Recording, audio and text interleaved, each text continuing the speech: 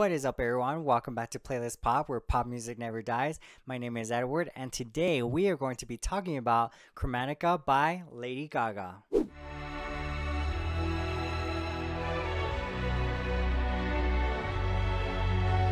Chromatica is the sixth album from Lady Gaga, and it came out in 2020. This was the album where Lady Gaga returned back to her pop roots. It is a follow-up to Joanne, or you can say the follow-up to A Star Is Born, because she did do a lot of music on that movie. Man, was this quite the return. Obviously, I was very excited. I mean, she did give us a pop album with Joanne. It was just more stripped down, acoustic, had more of a country side to it, and some of the songs, which honestly I did not mind, but I will talk about that album later on, because I feel like many people did sleep on it. Despite the delays that this album had, Lady Gaga decided to release it, which I'm glad she did. It was an album that helped me, and I'm sure it helped many others when it came to not really being able to go out and experience life like we used to. So I'm gonna go ahead and go track by track, tell you guys my favorites, the songs that really connected with me. Yeah, let's go ahead and get started. So the first song is Chromatica 1, which is basically an intro track. Very cinematic, gives me movie vibes, and not a bad start to, the album. Then we get to Alice, one of my favorites. It was my first favorite when I first heard this album. Dance house, 90s. Oh, I loved everything about this song. Maybe there's a chance it could be a single or maybe get a video, but either way, I'm glad she gave it to us because I love it and it's amazing. Stupid Love, the first single off Chromatica. So I'll be completely honest with you guys. I did not like this song. I know what is wrong with me, right? But honestly, I did not like it. I do like it now. Yes, I like it now. I did not like it when I first heard it or when it first came out. I just could not get into it, and I honestly do not know why. This song did leak. Everyone was going all crazy about it, and I remember asking, wait, did it leak? And someone sent me the link to download it, and I heard it. Her vocals sound amazing, but for some reason I could not connect to it. I wonder even now, like, why didn't I like it at that time? The video, amazing. Her outfits, Chromatica, the planet, very like Power Rangers. One of her outfits reminded me of Frieza from Dragon Ball Z. Pretty good start to the album. I just wish I would have really loved it back then, but at least I love it now. So yes. Rain on Me, the next single off Chromatica with Ariana Grande. There were rumors that she collaborated with someone, and a lot were like, oh my gosh, it's gotta be Ariana Grande. And they were naming all these artists, but it ended up being Ariana Grande, which obviously I was very excited because I am an Arianator. Ariana Grande is obviously a big fan of Lady Gaga. There's actually a video of her singing The Fame, doing a cover of that song.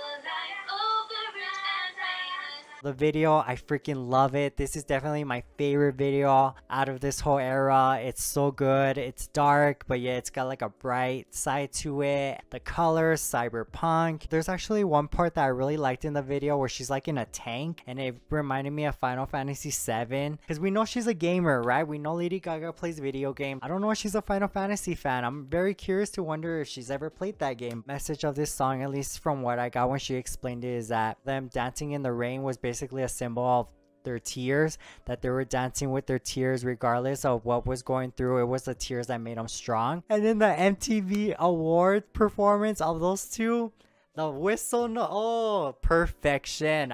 And this was a #1 hit. I'm happy with how everything turned out for this song. Free Woman, oh my god, a bop. It slaps.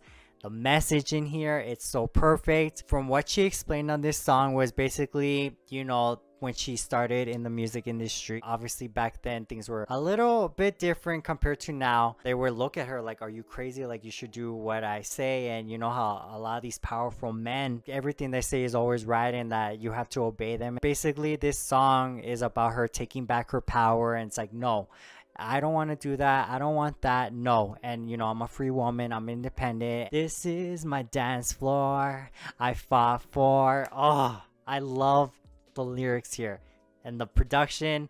Dance house again. I mean, this whole album has all that sound, but when you hear a message like that in a song, it's amazing. So I love it. Empowerment, we love that. Next we go to Fun Tonight. I'm assuming this song talked about a relationship regardless of how she felt. Like, maybe she didn't want to be around or go to certain places, but this person that she was with loved the fame and just was so caught up in that and didn't really care about her and really didn't care about her feelings. Not only that, but when I hear this song, I also think about there's times when you really don't feel happy. Your emotions are just not with the moment. You know what, I'm gonna be happy, but you really are not happy, so it's kind of hard to have fun. It should have gotten a video. Like I said, I can see a whole visual on this album, but great song. I love her vocals. So next one, Chromatica 2. I'm sure you have heard, even if you never heard this album. Very iconic, literally everywhere. I remember a lot of memes being made to this. Every time a certain thing will happen in a movie, this song will play until like dun dun dun dun dun. And you know that song. And it was on TikTok. She even added it into her performance at the VMA, so I thought that was very cool. Next one, we got 911, the third single off Chromatica. And I gotta say, people slept on this song because this song was so good. I love the effects that they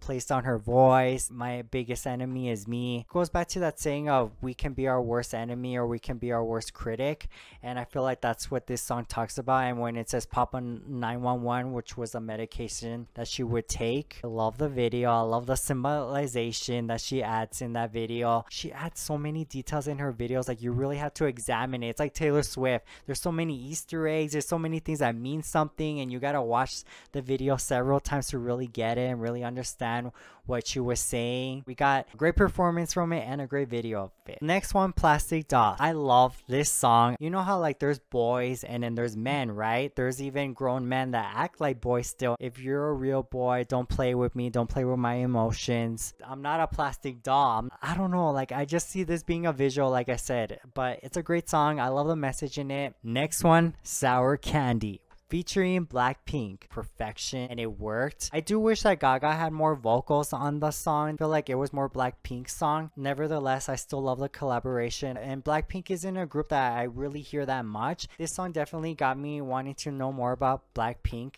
Enigma, love us even just tonight.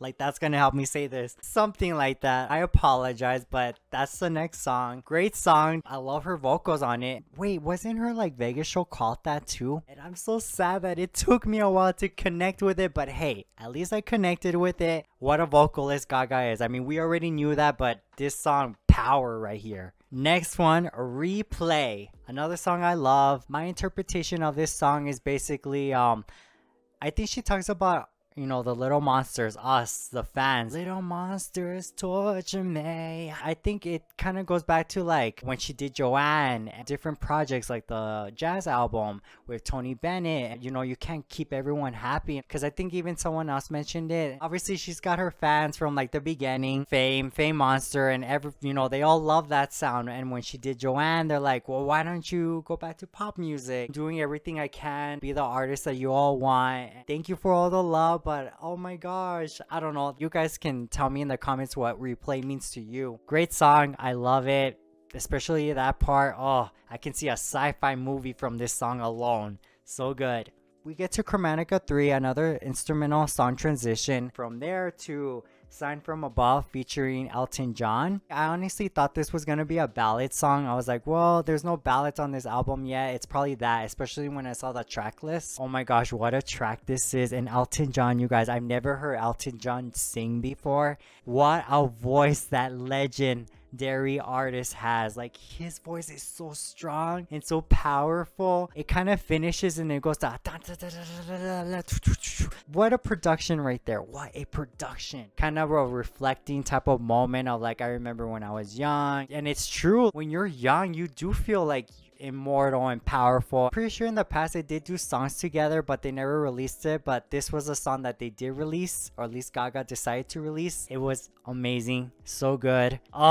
Imagine this on tour. I hope Gaga adds this song on tour. Next one, 1,000 Doves, a song that I really want to be a single. If there's a chance for more singles besides Alice, I want this to be a single. It's a song that definitely describes how I feel the last few years. It's really sad when I hear this song, because you do hear her pain. If you're watching this and you're going through a hard time, don't give up. You're gonna find your way out of it. You got this, and don't give up. Next one, Babylon. I don't know how many of you guys might disagree with me, which is cool. If I had to pick one song I do not like on this album, it's this one. I know a lot really like this song, and I hear a lot on Twitter like, oh my gosh, Babylon, blah blah blah, and that they enjoy it. And for some reason, when I hear it, I just really can't get into it, and I really don't understand why. Maybe it's the production I don't like, that's why I can't get into it. Maybe I just need to hear it a few more times for it to really click for me. Yeah, if I had to pick, this is probably my least favorite. There's a deluxe version or a Target edition, and there was a Target edition. There was a song called Love Me Right, which a lot are suspecting that